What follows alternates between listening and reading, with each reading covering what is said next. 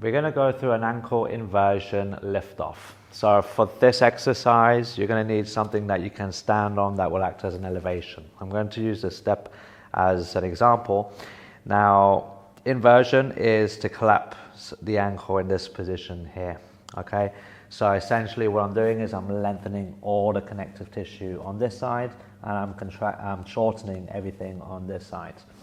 So for this particular exercise, I actually want to stand slightly higher up than the ground.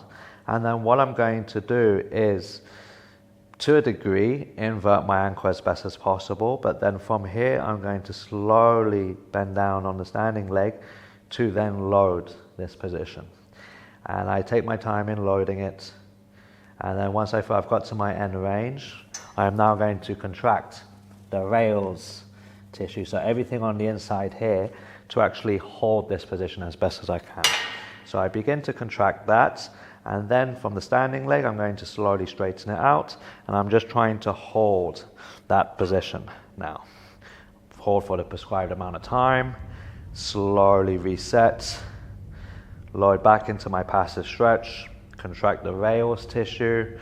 Do my best to hold that rails tissue as I slowly come off the ground.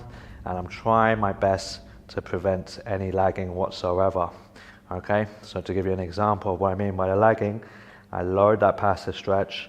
On the way up, I'm trying to prevent any of this happening, so that position of the ankle changing.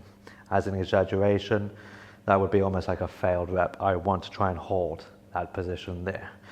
So just to recap, load. Really be mindful of not letting the front of the foot drop down as you come off. I see this happen a lot. So when you contract, really hold everything as tight as possible.